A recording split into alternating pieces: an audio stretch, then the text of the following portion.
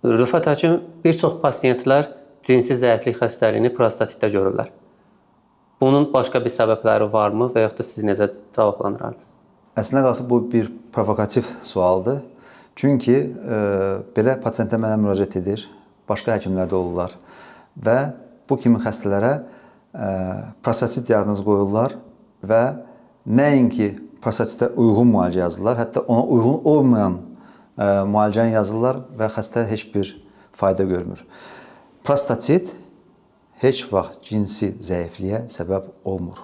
Bunu mən qətiyyətlə deyirəm və xəstələrimiz, kişilərimiz aldanmasın bu məsələyə görə.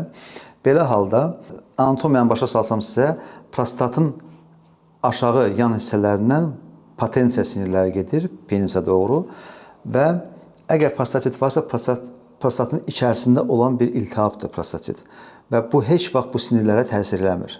Ona görə belə hallarda digər müayinə və müalicə üsullarına əl atmaq lazımdır və xəstələrimiz aldanmasın, prostatitin müalicəsi heç vaxt cinsi zəifliyin müalicəsi sayılmır. Cinsi zəiflik səbəbi çox vaxtı nevroloji olur.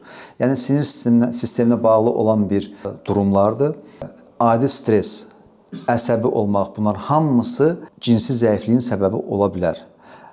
Təbii ki, o sinirlər, dediyim həmin o sinirlərin zədələnməsi, misal üçün prostat xərçəngində ola bilər və yaxud da prostatın absesi olarsa, irinləmə olarsa, həmin o sinirləri zədələyərsə, o zaman bəli, həmin o cinsi zəiflik ola bilər.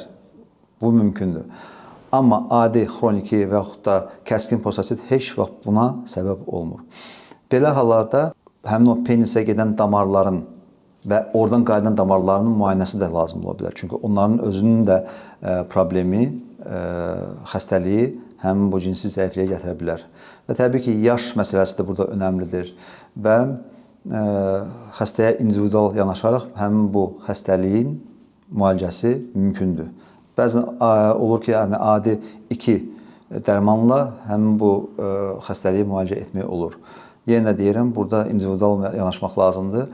Sadəcə əsas o sualınıza elə cavab olaraq deyirəm ki, yanlış diaqnozla yanlış müalicələr aparılmasın, aldanmayın belə şeylərə və ümumi müalicə üsullarından, yəni prostatitə uyğun olaraq və yaxud da digər xəstəliklərə uyğun olaraq həmin o cinsi zəifliyi müalicə etməsinlər və tövsiyəm odur ki, təcrübəli səriştəli həkimə müraciət etsinlər.